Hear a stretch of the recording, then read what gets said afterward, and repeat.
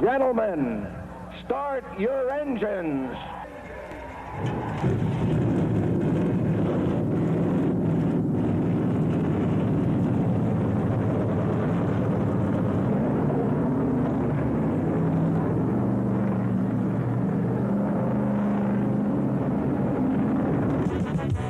From the North Carolina Motor Speedway in Rockingham, North Carolina, the Carolina 500.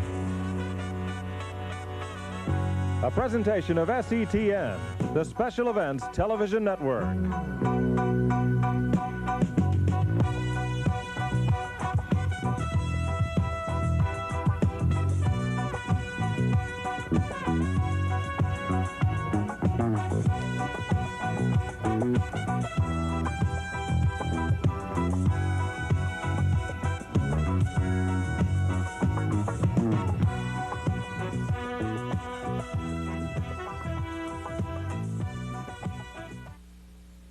Pit Road, race morning.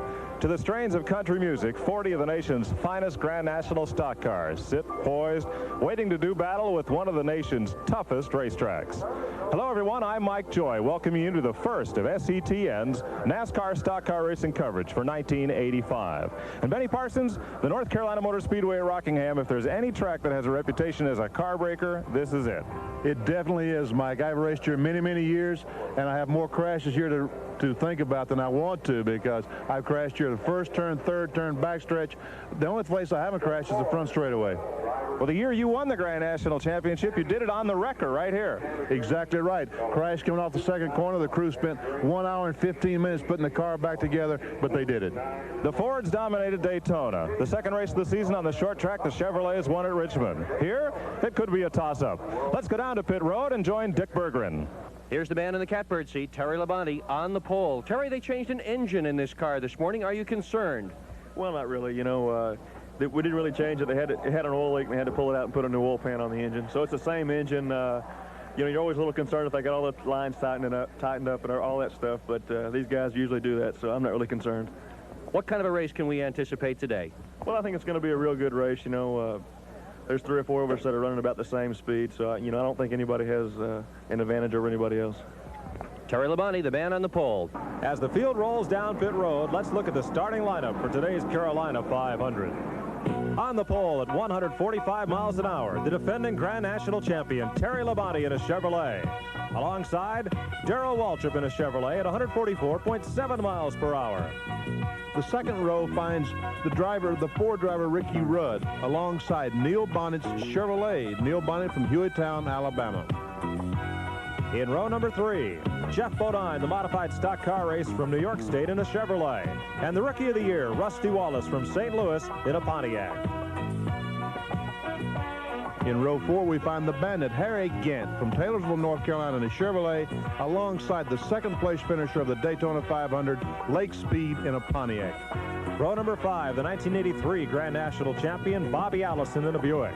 And Kyle Petty, the third-generation stock car driver, driving for the famed Wood Brothers in a Ford. A take one is on the field. They get the green flag next time by. Row 6 finds Dale Earnhardt's Chevrolet alongside Ron Bouchard's Buick. In row 7, we have Richard Petty in the famous Pontiac alongside the Daytona 500 winner, Bill Elliott. 2 Fords in row number 8 for Cale Yarborough and rookie Ken Schrader. Dick Brooks in a Petty Enterprises Ford and Joe Ruttman's Chevrolet, row 9. Row 10, Lenny Pond, Petersburg, Virginia, in a Chevrolet alongside Tim Richmond from Ashland, Ohio's Pontiac. Row 11, Trevor Boyce from Calgary, Alberta, and Bobby Hillen Jr. from Odessa, Texas. Dave Marcus from Wisconsin in an Oldsmobile, and Greg Sachs from New York in a Chevrolet is row 12. In 13, Phil Parsons Chevrolet in the Oldsmobile of Buddy Baker. Row 14 is Morgan Shepherd and J.D. McDuffie. Row 15 from Colorado, Clark Dwyer, and from Texas, Eddie Burchwald. Jimmy Means in row number 16 with Bobby Wawek, a Pontiac and a Buick. In row 17, Buddy Arrington's Dodge and Slick Johnson in a Ford. In row 18, we find Mike Potter from Johnson City, Tennessee, and Ronnie Thomas, Christiansburg, Virginia. Row 19 is Jimmy Southard from Georgia and John Edwards from Lake Wylie, South Carolina. And the last row, Rick Newsom's Chevrolet and the Chrysler of Maurice Randall. The field bunches up in the back straightaway. We're going racing right after this. 500 miles of racing, 492 laps around the North Carolina Motor Speedway await these 40 drivers. As the pace car starts its left turn onto pit road, the field addresses itself to the starting line, and with a drop of the green flag, the Carolina 500's underway. And Terry Labonte wastes no time in making it a one-groove racetrack in turn one. He's out in the lead. And Darrell Waltrip wasted no time getting on the bottom. This is a one-groove racetrack, particularly early on, Mike, and you got to get on the bottom. As you can see, the cars going down the back straightaway, almost all in a single line. Waltrip in second, Ricky Rudd in the Ford is third. Waltrip's teammate Neil Bonnet is fourth. Fifth is Jeff Bodine. In sixth, Rusty Wallace, last year's Rookie of the Year. Wallace looking to the inside on Bodine. That battle back for fifth spot as they go into turn number one. Bodine holds on to the position. Terry Labonte looks real good, Mike. He's pulling away about 10-12 car length lead right now. Labonte on the pole at 145 miles per hour. Dale Inman, who won so many races as crew chief for Richard Petty over 22 years, is the mastermind in the Labonte pit. That has been an excellent combination, Terry Labonte and Dale Inman. Dale Inman brings so much to the party. As you said, 22 years as a crew chief for Richard Petty. And Terry Labonte, 27 years old. Oh, there's a smoker. That is Rick Newsom out of Lake Wiley, South Carolina, dropping quite a plume of smoke. Newsom in the back straightaway as the leaders come past the start-finish line. The smoke didn't look too bad. It looked like maybe a valve cover gasket or some problem on Rick Newsom's car. I was mentioning a moment ago, Terry Labonte is a very young driver, Mike. He's only 27 years old and 4 or 5 years experience in Grand National. He desperately needs the expertise of a Dale Inman. Jeff Bodine has slipped back to the 9th spot.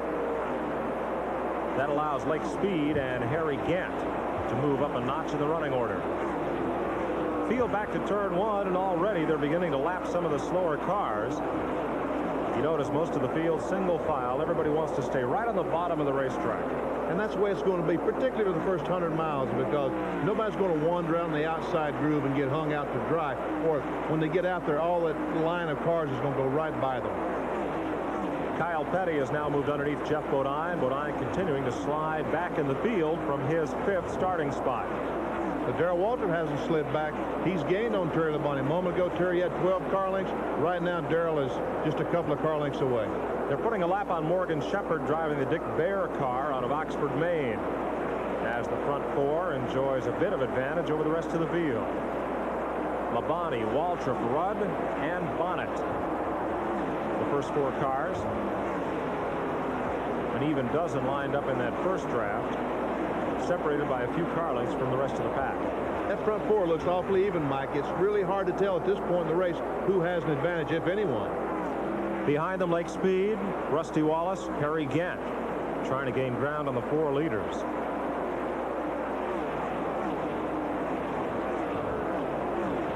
There's a stopwatch, Mike. That's how the crews keep up with their drivers.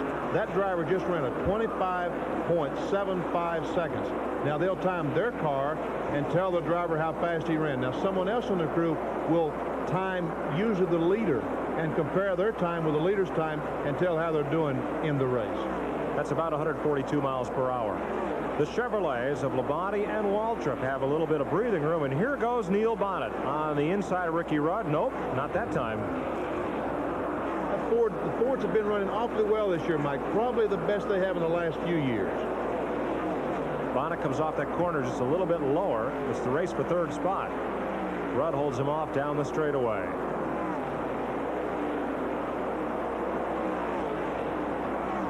Still lap traffic a factor as they come off turn 4. And quickly they're back into 1. The North Carolina Motor Speedway a mile around as we look at Dale Inman, crew chief on Terry Labonte's car. Now there's a discussion going on in Terry Labonte's pit right now. NASCAR officials have intercepted the word from Darrell Waltrip that says Labonte is putting some kind of liquid on the windshield. Waltrip claims Labonte is losing some sort of fluid. The crew now very concerned. They're watching the situation as well. Well, as Dick Berggren points out, somebody is dropping something on the racetrack, and would it be to a psychological advantage for Waltrip to claim that it's Labonte? Well, I'm sure it would be, because he certainly would like to get the 44 car to go in the pits to check and make sure that he doesn't have any fluid leaking. But usually there's a smoke with fluid, and I don't see Terry Labonte's car smoking at all. Now we'll take a look at some of the back markers as they go by. It's like when it starts raining on the racetrack. The fella in second place will always say the track's okay to race on, whereas the guy in the lead will always say, let's throw the caution, it's raining. That's right. Well, we don't have to worry about rain today. Beautiful day here at Rockingham. Temperature in the 70s, unseasonably warm, clear skies. Great day for racing. And look at the lead that Labonte and Waltrip have now pulled out over the rest of the field. That's what happens when these cars run into the traffic, the slower cars, the back markers. On the bottom of the racetrack, Mike, the groove is down there, and that's where the slower cars are running. And when these fast cars have to go by them on the outside, it hurts their time terribly. Leaders pulling up on Buddy Arrington's Dodge as Dale Earnhardt snuck a look under Kyle Petty. Neil Bonnet's taking the third spot from Ricky Rudd, and right behind Rudd you see Lake Speed and Rusty Wallace. With a mile track, you're apt to have traffic just about all the way around. All the way around the racetrack. And the corners here are fairly long, fairly short straightaways, fairly long corners. So, and that's the problem that you have with the slower cars is in the turns. You see that car on the outside, Ricky Rudd, when he goes up past Buddy Arrington, how much slower he had to go just to pass him on the outside. That allowed third place Neil Bonnet to pull away a bit from the battle for fourth. On the left of your screen, Ricky Rudd. Dead center is Lake Speed, and on the right there, Rusty Wallace. They're about to be joined by Harry Gant, and making a four-way battle for that spot. Behind Gant, Ron Bouchard, Dale Earnhardt, Kyle Petty, Cale Yarborough, and Richard Petty. Looks like Cale Yarborough had a little vision of passing Kyle Petty there just a moment ago, but he didn't quite make it going into turn 3. There they go down the front straightaway. Yarborough did not qualify well, started in 15th position. That's his car number 28. Sandwiched between the Pettys, son Kyle on the left and father Richard on the right. Don't you know Kyle Petty really feels well outrunning Cale Yarborough and Richard Petty? Kyle now driving for the Wood brothers, Glenn and Leonard out of Stewart, Virginia. One of the top rides on the circuit. Carrying a new number. It's the first time, I believe, ever that they're not running the famed number 21. There's a NASCAR official talking to the engine man on Terry Labonte's car, Kenny Wilson, and Kenny's telling him it can't be our car. Oh no, that's not our car leaking. You don't have to hear the conversation to know what he's telling him. Exactly. Waltrip draws a bead on Labonte. He's closed right to within a car length as they lap by Clark Dwyer in the Elmo Langley Ford, and here goes Waltrip looking on the outside. He's got visions of getting by. Oh. He thought he would catch Waltrip in behind the slow cars that time, but Terry was not up to that. Well, there's a pack of them. Mike Potter, Maurice Randall, and now Waltrip looks to the low side as they pull up on Rick Newsom. And Harry Gant's moved up behind Neil Bonnet's car. He's up to fourth spot right now. Canada's gone past Ricky Rudd to run fourth. Off the corner and on the high side, Bonnet is there, and Waltrip wants the lead at the start-finish line.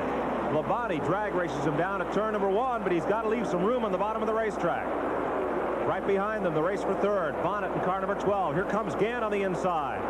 They move past Buddy Arrington, and Arrington goes way to the inside to give room.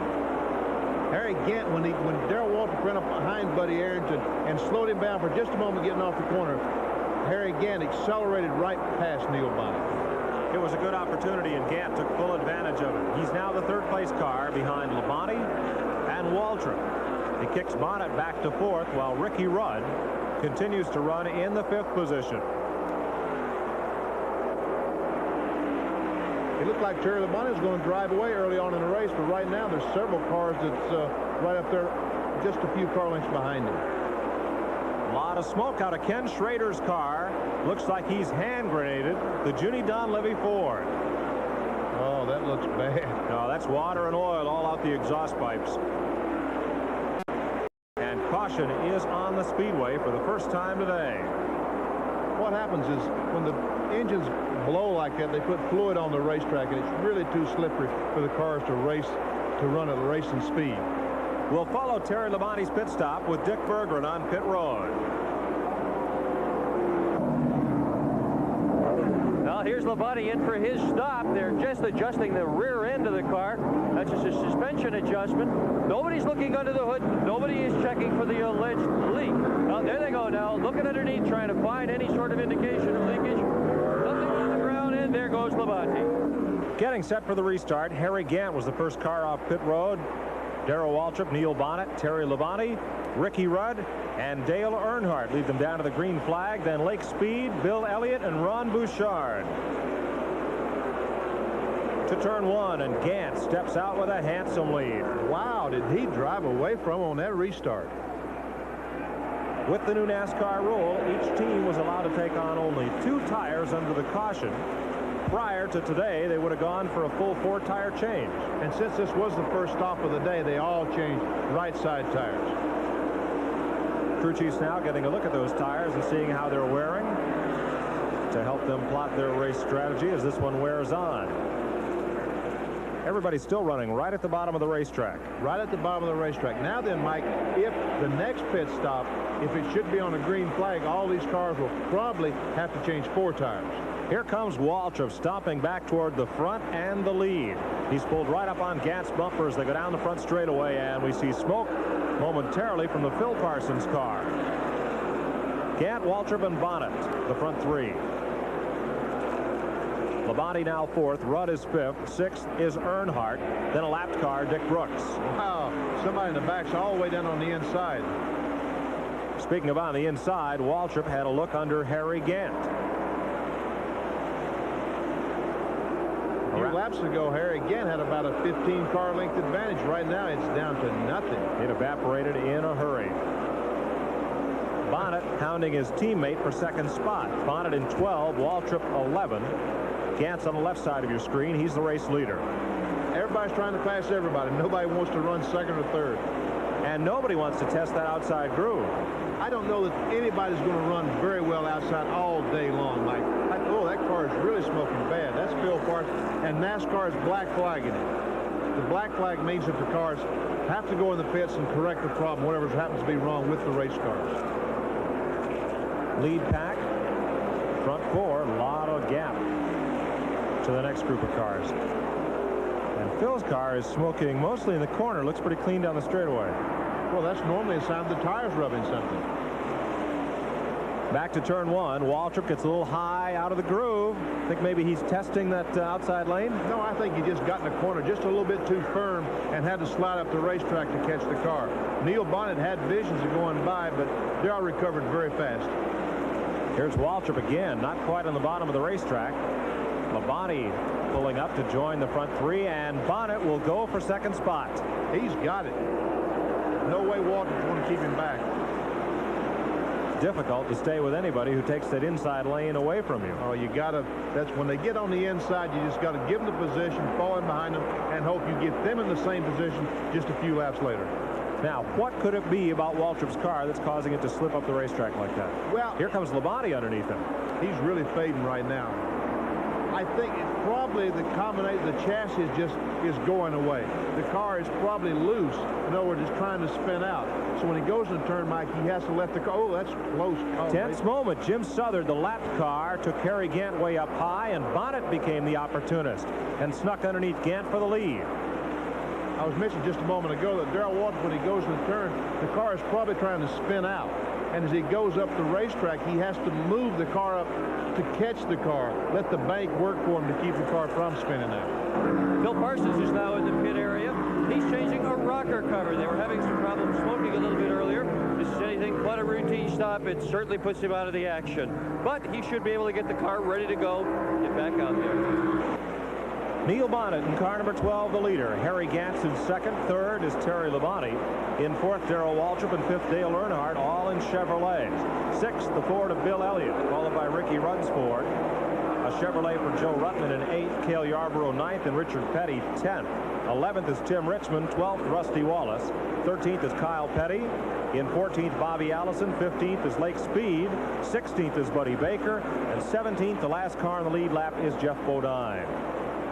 Bonnet's got his act together right now. Harry Gant can't do too much with him. Labonte. Yeah, I was going to say Terry Labonte. Harry Gant has his hands full of Terry Labonte. There's Bobby Allison making an unscheduled pit stop. and the hood is going up. Not a good sign.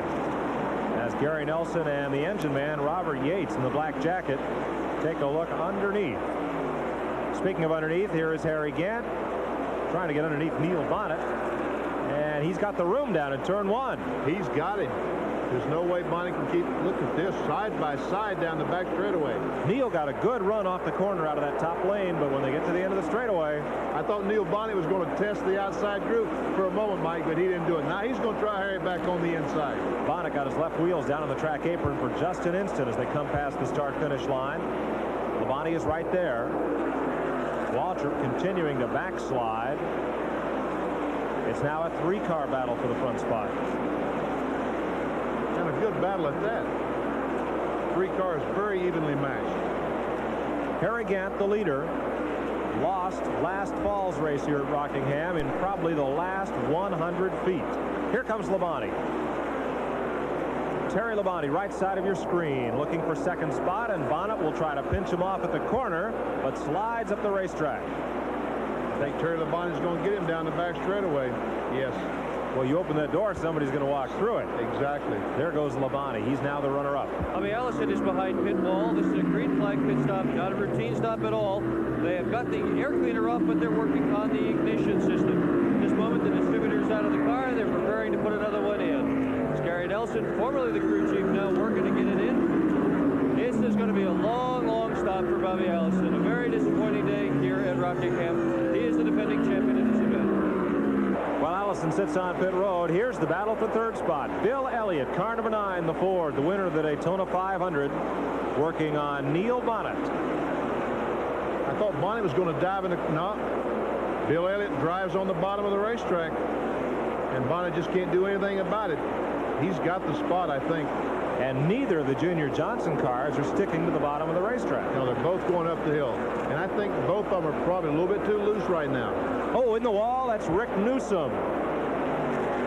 And he has stuffed it pretty well. And that'll bring out the caution, and it will bring everyone to pit road. Gant, Labonte, Elliott, Bonnet, and Dale Earnhardt. Harry Gant slid the left front tire a moment ago as he made that pit stop, and they're changing the right side.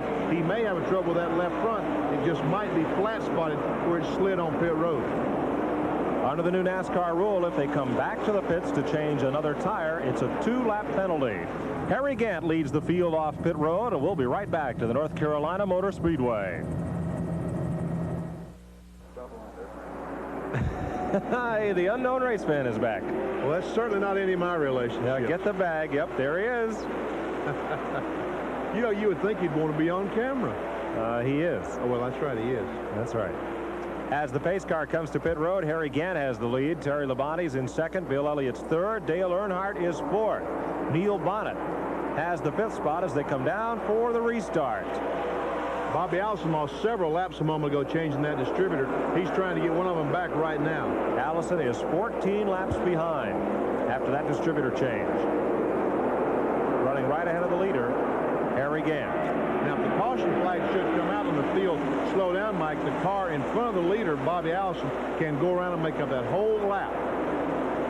Also a lap down, Ron Bouchard moving up in the pack. He is 5th in line, just ducking underneath Neil Bonnet. And they go back to single file running in a hurry. In a hurry. Ooh, a little bit out of shape there is Harry Gant, and he gets real squirrely. Labonte might have just tagged him. He's going right. He looks like he has a flat tire or something, Mike. Harry Gant is backing up. There's Joe Ruttman, car number 4, moving past him, and Kyle Petty coming up. Now Gant's coming back to speed. Nope. Kyle Petty's going to pass him by. He stayed on the racetrack. I kind of expect him to go down pit road, but he did stay on the racetrack. Challenge for the lead. Dale Earnhardt moves up on the outside of Terry Labonte. On the outside. He passed him on the outside, Mike. We haven't seen that all day. And Earnhardt makes it work as he goes into turn number 3.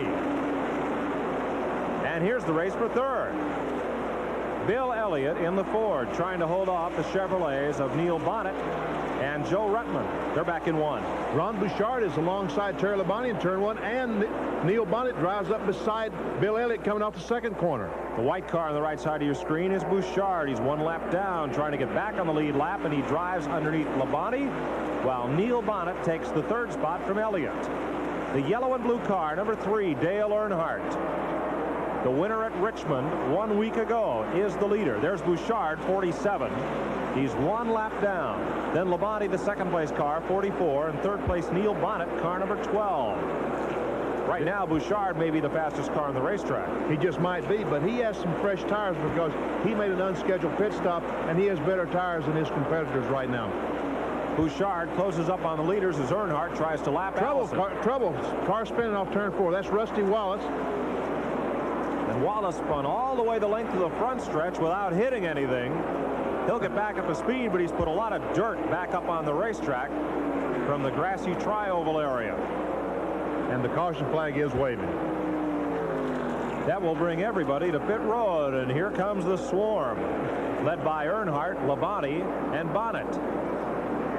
Right or left side tires, Benny? Well, I think there's probably going to be a mixture. I think Dale Earnhardt's changing the right sides. Neil Bonnet likewise. Now back in the field, the Rusty Wallace car is changing left side. Boy, tight quarters on pit road, even with that long lens shot from down in turn 1. It looks like the caution is going to be quite long. While they're cleaning up the racetrack, let's take a break. The racing's just as good back in the pack as it is up front. Here's the battle for 10th spot. Richard Petty trying to get underneath Tim Richmond. And for the first time, we're seeing action side by side through the turns, Mike. They went through the corner absolutely side by side, and they're going to go in turn 1. It looks like side by side. Right behind them, Dave Marcus is 1 lap off the pace, but then Buddy Baker, the 12th place car, and they are still 2 abreast. They made it through the turns side by side, and Richard Petty almost lost it coming off the second one, and just lost it enough he had to fall behind Tim Richmond. So Petty back at 11th. Richmond can't keep his car low on the racetrack, and here comes Petty once again. He's back alongside of him. Petty underneath Tim Richmond for 10th spot. Baker moves up around Marcus. He'll be right there to challenge in a moment. Richmond seems to have that high groove figured out. He gets around the racetrack awfully well up there. This time Petty came off the corner in good shape, and he puts a bumper in front of Richmond. Here's Buddy Baker right there to challenge. Looked like Baker wanted to split the middle there for just a second. Baker in an Oldsmobile, Petty and Richmond driving Pontiacs. They take it back to turn 1. And they're still side by side. What's this? 4 or 5 laps at least side by side these cars are racing. Good battle for the 10th position. They lap by Jim Southard's car. And now Baker wants the inside. Petty and Richmond slip up high, and they're 3 abreast for a moment. And there's Marcus alongside Tim Richmond. And Petty just sneaks back in line. So Baker will come out of that one with 10th place. Petty's 11th, and Richmond drops to 12th. That's a pretty good move on Buddy Baker's part. Very timely. Marcus stays right with him to mix it up a bit. And here's the 5th place car on pit road. Dale Earnhardt is on pit road. This is not a scheduled pit stop. They have been having problems with this car. Problems under the hood. They've got 1 cylinder down. They were hoping to take this stop under the yellow flag, but all they're going to manage to do is change the inside tires and send him back off again. He's down to 7 cylinders. Yesterday in the Union 76 Rockingham pit crew competition, Dale Earnhardt's crew won the competition, and here is the winning pit stop. The crew goes around. The jack goes under. The right sides are being changed. Now the tire carrier sets the tires down. He runs back across the wall. As soon as he gets across the wall, another man comes across and starts taking the lug nuts off the left side. The jack goes back around, and now the crew is changing the left side tires while the man is adding the gasoline. Dave Smith is the jack man. Horace Simpson, the tire carrier. Will Lynn changes the rear tire, while crew chief Kurt Shelmerdine changes the front. Barney Boyd fills it up with gas, and Aaron Dudley is the gas overflow catcher. And in 28.898 seconds, they set a new world record for a 4-tire change. And won $5,000 for the trouble. Back to race action. This battle is for 7th spot. Richard Petty, car number 43, is 7th. Cale Yarborough is 8th. They are both 1 lap down to the car at the left side of your screen. Harry Gant, the race leader. Harry's looking awfully good right now. One of the biggest leads we've seen all day. The car seems to be running well. He's driving well. Bill Elliott's in trouble. He's hit the wall in turn 1, Mike. Elliott just hit it a ton. Almost the same thing that happened to him in turn 4 at Richmond, Virginia 1 week ago. Look at the damage to the right side of that car as he limps around, and they're racing back to the start-finish line for the caution flag. Cale and Richard trying to get a lap back. If they can pass Harry Gant before they get to start-finish line, each of them will get a lap back. Off turn 4, back to the flag, and Gant will keep both Petty and Yarborough 1 lap behind. And what a heartbreaker for Elliott. He won the Daytona 500, sitting on top of the world. Won the richest prize in stock car racing, and the last 2 weeks, it's all come to grief. Well, he has really torn up that race car. About 1 more week like this, and he'll spend all that money he won in Daytona. Elliott puts his car on pit road, as does the rest of the field. They'll try and make repairs, but the jackman, Butch Stevens, just threw down the pit board in disgust, and the Elliott team does not look pleased. Harry Gant is the first car off pit road. He's the leader as we're under the caution flag. It's unbelievable that Bill Elliott had destroyed a car 2 weeks in a row. The Carolina 500 continues on SETN right after these messages. Harry Gant leads Darrell Waltrip in the Carolina 500. Early in the race, we saw Darrell Waltrip was having some trouble with his chassis. He's made some pit stops. He's adjusted the chassis. And as you can see right now, he's one of the fastest cars on the racetrack. There's Cale Yarborough and Terry Labonte along with Richard Petty. Labonte is on the lead lap. Yarborough and Petty are a lap off the pace. Neil Bonnet drove on Rusty Wallace there. That's the 4th place car. And Wallace likewise a lap down after his spin through the infield grass earlier. Darrell is still going high in the turns, Mike. We noticed him early on in the race going up. He still is getting in just a little bit too high. Single file a little further back. Neil Bonnet, car number 12, is on the lead lap in 4th place. Harry Gant's been out front a lot today. That car is really humming. We see tire smoke off Darrell Waltrip's car. That's usually not a good sign. That car just hasn't quite worked right all afternoon. No. They've been close, and they keep adjusting the weight distribution on that car every pit stop, but they're not quite there, it seems. They might get it before the day's over, that's for sure. Gant was the runner-up here last fall. Oh, there's a car spinning. And in the wall in turn 4, it is Bobby Wawak of Midland, North Carolina. The Superior Piping Buick comes to a halt right in the tri-oval. We can see it again. The car just starts smoking. That's a crazy looking slide. It first looked like the right front tire was flat, and then the car went into a spin. Or perhaps the right rear, the way he came around. Yeah, it looks like the right rear was going flat. And he tried to take down the concrete wall, and in most of those confrontations, you see the car gets the worst end of it. I tell you what, that car really hit that fence. Bill Elliott's car was bad, but not nearly as bad as that car. And with the caution flag out once again, everybody dives on pit road for 2 and only 2 tires, according to the new rule. As we can see, most of the cars are changing left sides. There's Bobby Wawak walking over to the ambulance. He'll go to the track hospital to be checked out, but he climbed out of the car on his own power. Dick Berggren is caught up with Wawak as he steps out of the ambulance in front of the hospital. It looked like a tremendous thud, Bobby Wawak. Yeah, we blew a tire and hit the wall pretty hard, probably as hard as I've hit anything. But you're all right. Yeah, my right arm's numb and my right leg is burned, but that's not from the wreck. He's going to have racer's rheumatism tomorrow for sure. He'll be a stiff and sore fellow, but he's walking around, and that's testimony to NASCAR's safety rules. Racer's rheumatism, you know what that's like? Well, yeah, I'm afraid I do. I have it about every morning I get up. Look at this land rush to turn number 1. A raggedy restart, and everybody wants in the corner at once. Neil Bonnet is the race leader. Harry Gant in second spot. Between them, Rusty Wallace and Lake Speed, each 1 lap down. We see some side-by-side racing. We're seeing more and more side-by-side racing in the turns.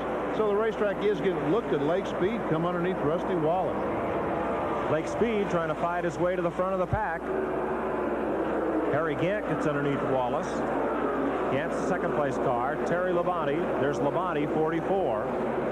He's in third place. And again, the low groove is where you need to be. And Wallace goes backwards. On the high side. Exactly right. Backwards he went. You know, the thing just keeps switching back and forth. Harry Gant's the strongest car for a segment, and then Neil Bonnet takes over. Terry Labonte has been a very strong car all afternoon. Lake Speed in 75 is running down the race leader, Neil Bonnet. And what a Cinderella story for Lake Speed. Finished second in the Daytona 500. Picked up a season sponsor the night before the race. He was in the top 10 last week at Richmond.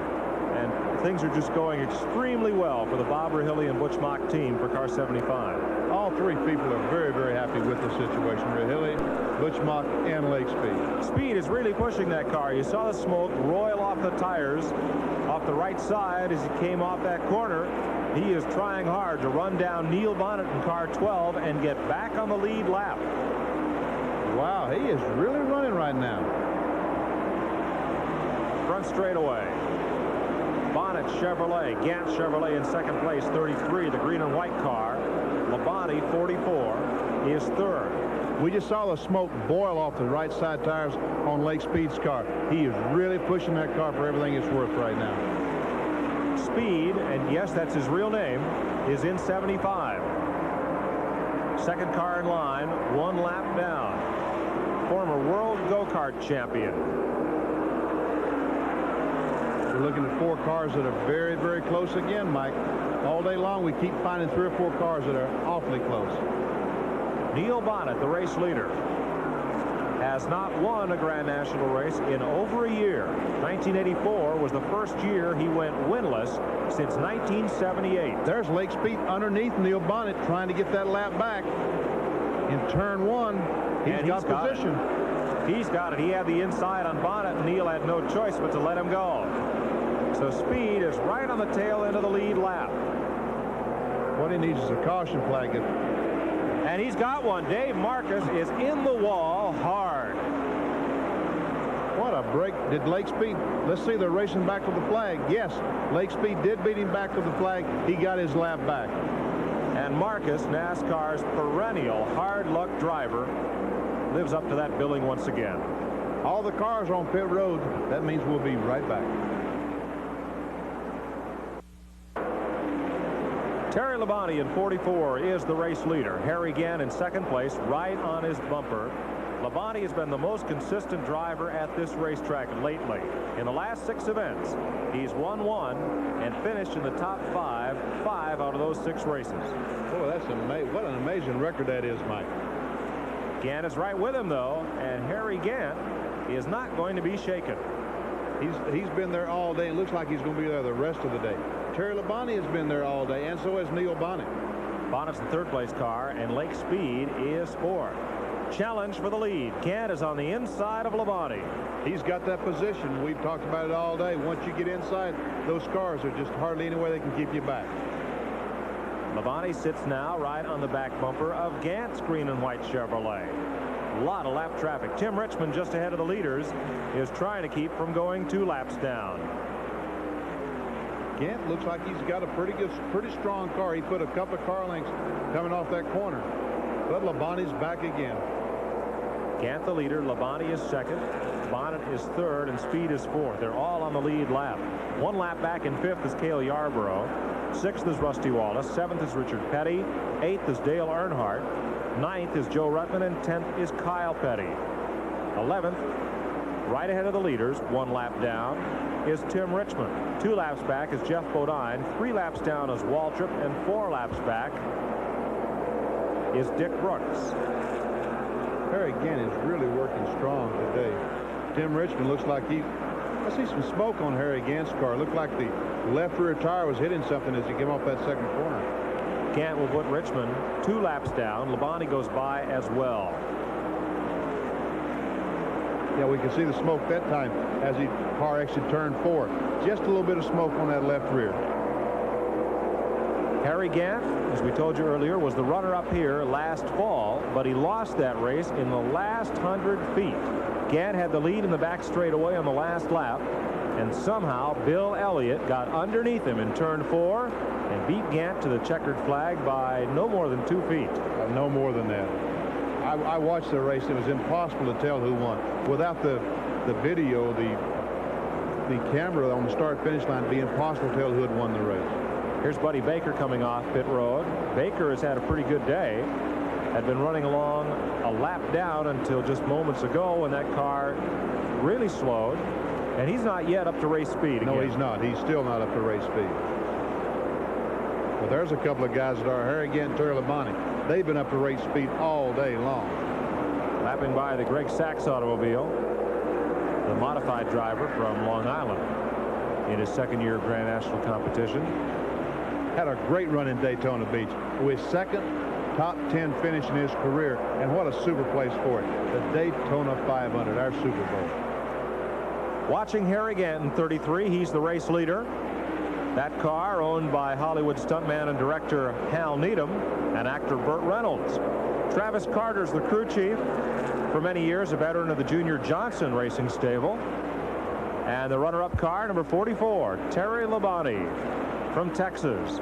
Slow talking, hard charging young driver, the Winston Cup champion, whose car is owned by Louisiana oil man Billy Hagan.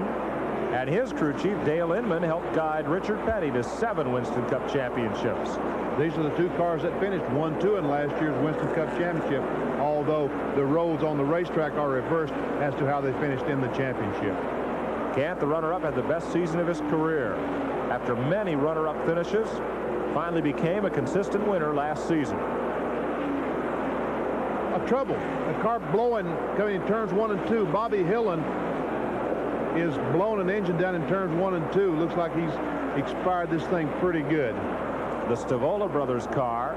Wow, look at all that smoke. A mosquito repellent. Not that they need it. And back to the line come Bonnet and Yarborough, lifting out of the throttle because of the smoke ahead. There's Hillen's car down on the apron as they race back to the caution flag. In each and every driver's meeting that we have prior to the race, Dick Beatty, the race director, warns everyone when they blow an engine, please get down out of the racing groove as fast as you can. And that was a prime example of what Bobby Hillen was doing. He was trying to get on the apron and get out of the racing groove. Bobby Hillen takes his car to the garage area. At 20, he's the youngest driver in this race. And here's the 2 leaders right on pit road. Harry Gant's crew starts changing the left sides. And down on pit road, Terry Labonte's crew is changing the left sides also. Been a long time since left side tires were changed, over 100 laps. Driver waits patiently as the car is attended to. See who gets away first. Labonte rolls out. Here comes Gant, but it'll be Labonte and Neil Bonnet to drag race down to turn number 1. Neil Bonnet works against Cale Yarborough as we're back under the green flag. Bonnet, car number 12. He's the second place machine. There's Terry Labonte, the race leader. Harry Gant is third. Lake Speed is fourth. And Yarborough, 1 lap off the pace, is the 5th place car. He's trying his best to get inside Harry Gant so he can get up and try to get his lap back, but he didn't make it this time. Back in 6th is Rusty Wallace. 7th is Joe Ruttman. 8th is Kyle Petty. 9th is his dad, Richard.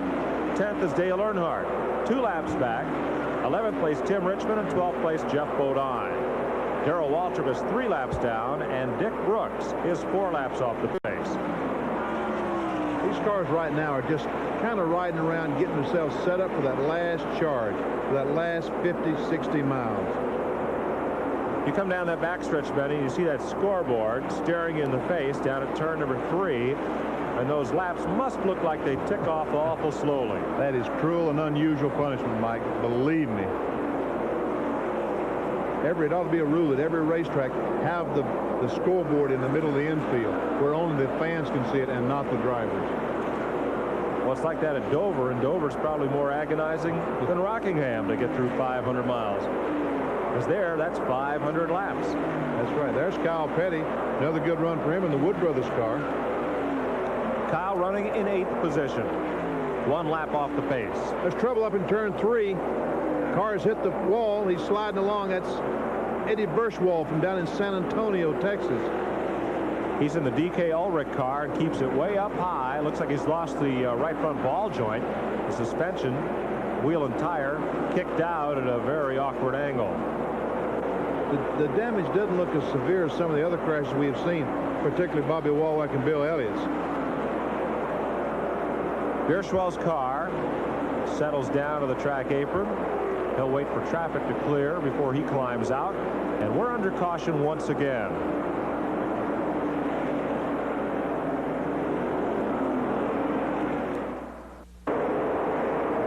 Looking for the green flag at Rockingham, North Carolina. Harry Gant is the race leader. Neil Bonnet's in second. Third is Terry Labonte, and fourth is Lake Speed. If there's no more caution flags, Mike, this is going to be it. It's just about 40 laps from the end. Right now, these cars really need to figure out who's going to win the race. There are the front three, lined up bumper to bumper. Lake Speed is right with them. And behind Speed is Kyle Petty. He's now the fifth place car. He's one lap off the pace.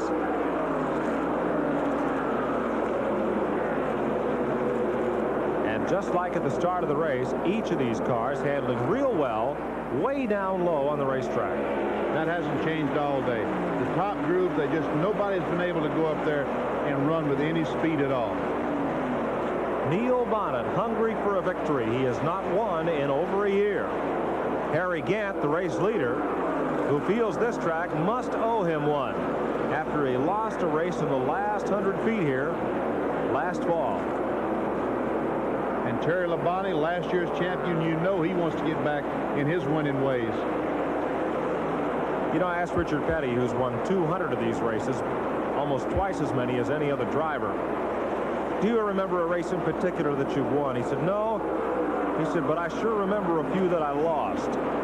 You know, the unfortunate thing about it, and really, it's hard to believe, but you remember your losses and the worst things that happened to you, the bad things that happened to you, much more clearly than you remember the good things that happened to you.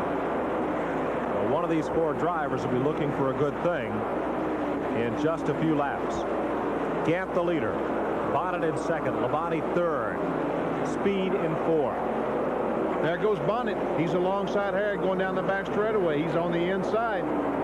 Neil Bonnet got a good jump off turn number 2 and got underneath Gant. Now Gant is up high on the racetrack. Here comes Labonte. He's on the inside. They're three abreast, Mike. Three wide, fighting for the lead, and Lake Speed's got the best view. Bonnet almost took a piece out of Labonte's car. Wow. What a super move by Terry Labonte as they come off turn 4. Well, for what is supposed to be a one-groove racetrack, it has been all day. They got three abreast. Now Harry Gant's going to try to run on the outside. Terry Labonte gets it out of shape. Here comes Bonnet. Three abreast. They're three wide again. Lake Speed's got nowhere to go, and Kyle Petty is right up there with him. Three abreast for the lead. Labonte was the meat in the middle of the sandwich that time, and he had to give way. Bonnet is back up front. And Harry Gant still on the outside and still running pretty good on the outside. Side by side with Labonte for second. There is Lake Speed in 75, the fourth place car. Here comes Labonte back underneath Harry Gant. Oh, what great racing this is, Mike. This is wonderful. That gives Neil Bonnet a chance to scoot away a bit. He's the race leader, and losing third is Gant. He goes way back. He slid way high that time up in turns 1 and 2. So Lake Speed in 75 takes over the third spot. Kyle Petty has passed Gant, but remember, Petty is one lap behind. He's still the fifth place car. That's a tough break for Harry Gant, because I don't know if there's enough time for him to get back up to the front. The leaders put another lap on Jonathan Edwards, and Bonnet manages quite a lead. He's got about 10-15 car lengths. He's looking real good right now. But now that from second on back they're single file, they will try to run him down. Labonte has cut that gap now down to about 4 car lengths. Every time it looks like that someone has an advantage, the other guy drives up behind him. Look at Lake Speed. He's pushing Terry Labonte as they come off turn 2. Speed in the middle of your screen is now the third place car. Here is Harry Gant coming back into the picture. He's the fourth place machine, number 33. Terry Labonte got up high coming off turn 4 that time. Look, Lake Speed almost drove inside of him. Speed's car looks like it's working really well down here in turns 1 and 2, but up in turns 3 and 4, he's not getting off that corner quite as well. Not like he should be, no. There goes Harry Gant trying to get by Kyle Petty. He makes it, got position on him going in turn 3. He's by. Now that is for position on the racetrack, but not in the event. Kyle is a lap down, so Gant is still the 4th place car. Now every car that Harry Gant passes, it means money. Now pulling up on Kyle Petty's back bumper is Joe Ruttman, and Ruttman is the 6th place car. I think Lake Speed would have gotten by him. Oh, there goes Harry Gant by Lake Speed. That'll be for 3rd spot. Gant on the low side, and Speed, all he can do is shuffle back. Ooh, slips in line without a lot of room to do it. They call that thread the needle? Well, so they just turn. Sometimes you have to do things like that. There's really not room, but you turn the steering wheel and hope for the best. Well, that's your blind spot. How do you know? Well, that's right. That you can always plead ignorance when somebody comes up and wants to punch you in the nose for cutting them off. 3rd and 4th place on the left side of your screen. 5th and 6th place, 1 lap down on the right side of your screen. Kyle Petty, car number 7, and Joe Ruttman in number 4. We saw Joe Ruttman there. Joe Ruttman is the red car, the last one in the line. He had a tough break a moment ago. He'd been in the lead lap all day. He made a pit stop about 50 laps ago, and 2 laps later the caution flag came out. The leaders were able to pit on the caution flag. He got a lap down. Neil Bonnet, driving for Junior Johnson, has won 13 Winston Cup races in his career. His first win came back in 1977 on the short track at Richmond, Virginia. It's his only short track victory. His other 12 have all been on the super speedways. Well, that's a break for him, because those 12 at the super speedways, you know, they pay a little bit more money at some of the bigger tracks than they do. Now we've got a race again, Mike. Terry Labonte is right there, and Labonte wants a piece of the lead. Neil Bonnet had a 5-car length advantage just a moment ago. It has completely evaporated. A few changes for Bonnet's team this year. Doug Richard remains as crew chief, but Tim Brewer, after being away from Junior Johnson for 3 years, working with driver Tim Richmond for car owner Raymond Beadle, Brewer is back, and he's the team manager. And the results of whatever other changes have been made are apparent. Bonnet's car extremely competitive here at Rockingham, a posture he did not enjoy for much of the '84 season. And this is the 3rd race of the season. It has been competitive all year. He was running 2nd in Daytona when the engine blew. He was leading the race in Richmond when he blew a tire and hit the fence up there. The car has been extremely strong each and every race. But look at the close company he has. Labonte is right there. Gant is right there. Lake Speed is just about 5 car lengths back. This is still anybody's race. Harry Gant took a look on the inside going down the front straightaway. When he saw Jim Souther's car, he decided he'd wait just a moment. Neil Bonnet, Terry Labonte, Harry Gant, and Lake Speed. Who'll win the Carolina 500? Stay tuned.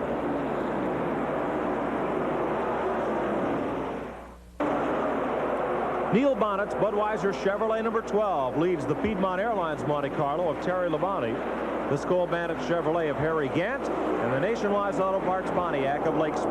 Harold Kinder just gave the signal. 10 laps to go. There's only 10 laps left in this race. And right now, between those first 4 cars, it's anybody's race. Neil Bonnet, who hasn't won in over a year. Terry Labonte, wanting to flex his muscle, as defending champion. Harry Gant, who got snookered here last October, 100 feet from the finish line. Let's take a look at that finish. This is exactly the way it looked last fall with Harry Gant and Bill Elliott taking the white flag. 1 lap to go. They go in turn 1 almost side by side. Come off turn 2. Harry gets a little bit of jump off turn 2. Goes down the back straightaway in front. Goes in turn 3. Lets the car drift up the racetrack just a little bit.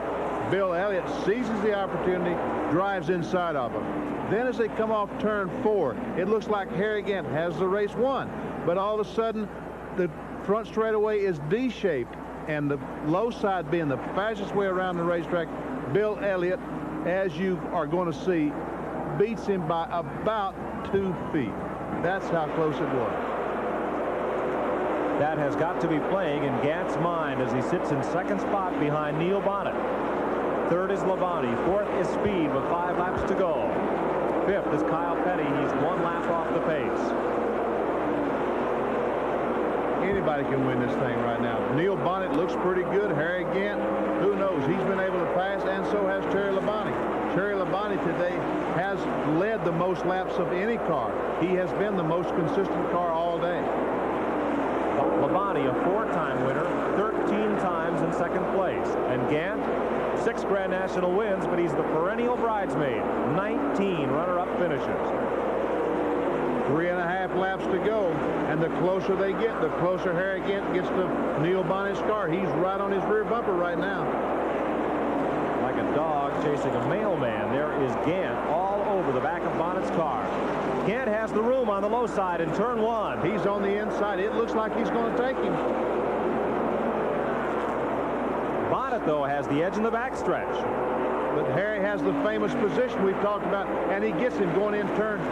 Oh, Bonnet just turned in front of Terry Labonte. Might have just chewed off a piece of the right front corner of Labonte's Chevrolet. Off turn 4. 2 laps to go. Gant has the lead, but does he have the race won? I don't know. Lap car. Bonnet, no opportunity to move. And Neil, he's got to watch Harry Gant, but he's got to watch that mirror, too. Or he's going to lose 2nd place. That's exactly right. Harry's running a fine line right now, right on the bottom of the racetrack. Gant's the leader. He is 1 lap away from going to victory lane. Neil Bonnet is on his bumper. Terry Labonte and Lake Speed are right there. Harry hung right on the bottom of the racetrack through turns 1 and 2. Neil Bonnet got a little bit high. Back straightaway, and it looks like Gant all the way. He's got the advantage. He really does. He gets up a little bit too high in turn 3. Here comes Bonnet. Gant comes down to the bottom, and they touch. Gant gets a little out of shape. He's on the outside, but here comes Bonnet. It is too close to call. I have no idea. Too close to call. Bonnet's momentum carried him ahead of Gant into turn 1. Here they are. Gant's way up high on the racetrack, and he tries to come down on Neil Bonnet. He tries to close off the inside, but Bonnet gets his car alongside. He just pushes Harry up the racetrack. See, he's got the right front up against the left rear quarter panel, and that's pushing the Skull Bandit up the racetrack. Gant's car gets a little bit out of shape there. Here comes the Budweiser Chevrolet of Bonnet. Labonte's right behind them. He's got nowhere to go, and Lake Speed's not a factor. Now, that's the restart stripe. That's not the finish line. Bonnet pulls up closer, ever closer. Gant trying to hold that momentum. Here comes the finish line. Oh, and give it to Neil Bonnet. Ned Jarrett is in victory lane for Motor Racing Network Radio. Let's listen in. Congratulations. What a run. Ned, I tell you what, you know, these boys, the Budweiser Junior Johnson team, they've done a heck of a job. And, you know, we had some bad luck when the season started. I knew that if this thing just ran 500 miles, it'd win a race. It's just too strong not to. Well, you had your hands full there at the end. Gant got by you. What were your thoughts then? Well, when Harry went by me, he slipped a little bit going in 1 and 2. And I said, if he'll just slip in 3, let me get my foot in the door. Sure enough, he slid up enough for me to get up under him, and, you know, just all I could do to get by him. Harry's a heck of a racer. Labonte was putting on a good show. Ned, it's been so long since I won one of these things. I tell you, it's a great, great feeling. Well, it certainly has to be.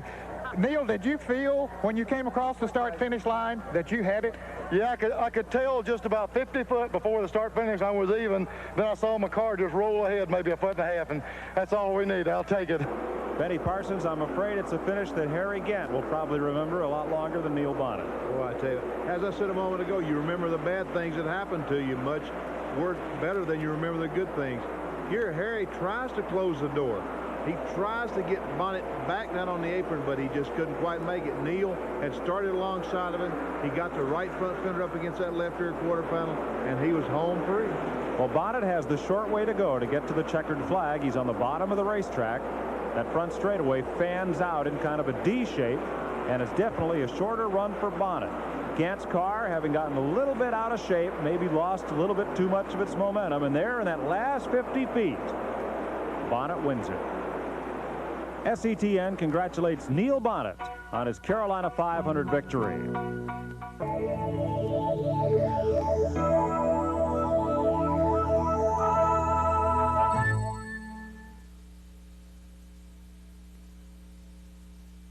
sports presentation of Television Sports USA, the Mizlou Television Network.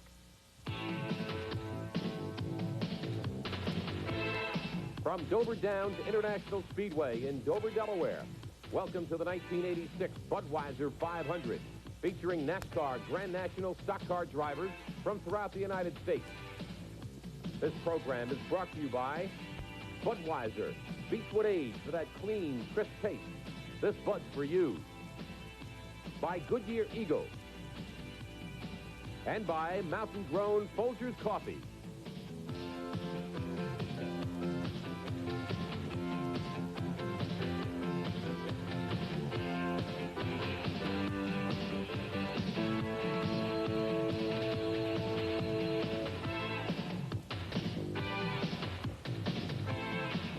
A very pleasant greeting to you from Dover Downs in Dover, Delaware, where we're moments away from another exciting NASCAR Winston Cup race. Hi, everyone. I'm Steve Grad. Welcome to our telecast. We're happy to have you with us here today on the Mizlou Television Network. Our expert analyst for today's race is Dick Brooks, a NASCAR driver in the Winston Cup. Dick, it's hot here today. We've got a 1-mile oval, 500 laps. How will the heat affect the driver?